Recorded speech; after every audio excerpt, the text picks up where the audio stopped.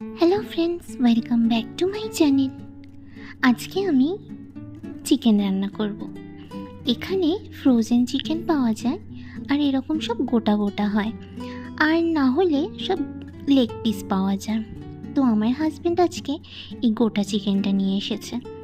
তো এটাকে আমি এখন কেটে নেব, তারপর ম্যারিনেট করব। চলুন কেটে নেওয়া যাক।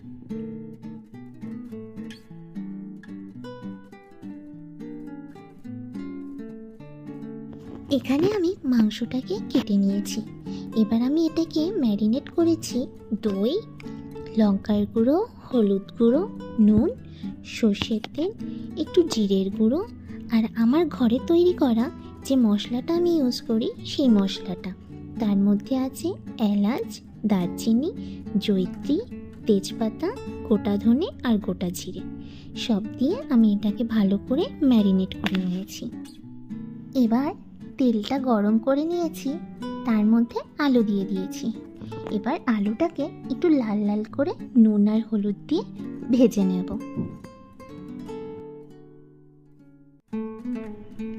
ভাজা হয়ে গেছে। এবার আমি আলুগুলো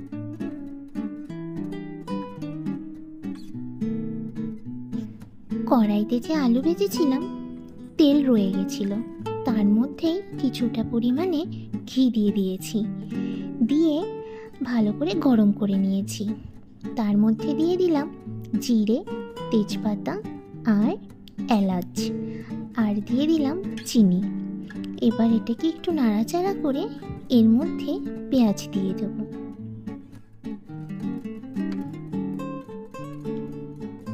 এবার পেঁয়াজটা দিয়ে দিলাম, দিয়ে একটু ভাজা ভাজা করে নেব।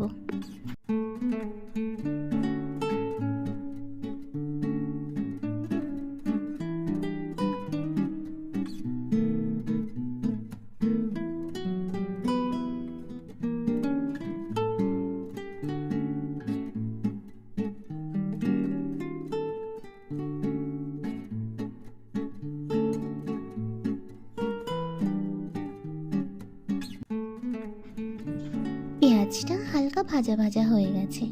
এরপর আমি এর মধ্যে দিয়ে দেব পেঁয়াজ, টমেটো, লঙ্কা আর আদা রসুনের পেস্ট। এটা দিয়ে একটু ভালো করে কষিয়ে নেব। হ্যাঁ, সাথে নুন আর একটু হলুদ দেব, দিয়ে ভালো করে কষিয়ে নেব।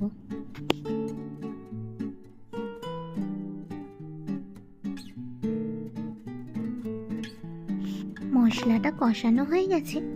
এরপর মাংসটা ঢেলে দিলাম। এখানে প্রায় 1.5 কিলো মাংস ছিল। এবার এটাকে মশলাটার সঙ্গে ভালো করে মিশিয়ে কষিয়ে নেব। ঢাকা দিয়ে দিয়ে আমি মাংসটাকে কষাবো, যাতে মাংসটা থেকে জলটা বেরিয়ে যায়।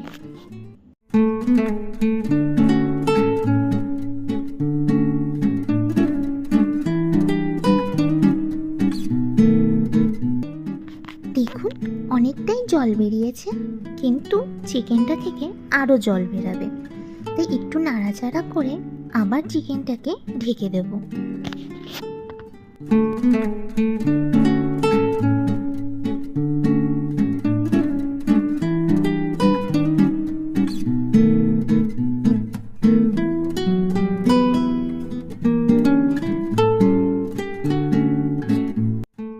দেখুন এবার কতটা জল বেরিয়ে গেছে।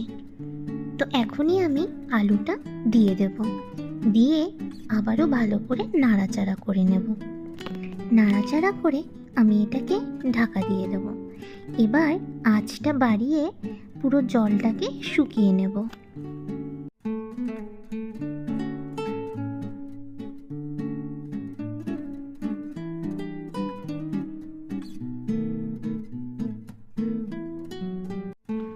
দেখুন, জলটা প্রায় কমেই গেছে, মাংসটা ভালো করে কষা হয়ে গেছে। এবার আমি পরিমাণ মতো জল দিয়ে আবার ঢেকে দেব।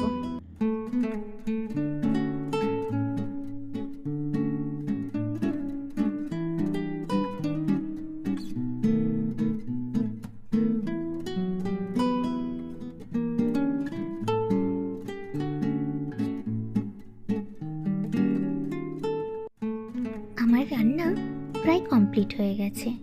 যেহেতু আমার কাছে এখানে গরম মশলা নেই, তাই জন্য আমি একটু ঘি ছড়িয়ে দিলাম যাতে গন্ধটা ভালো হয়।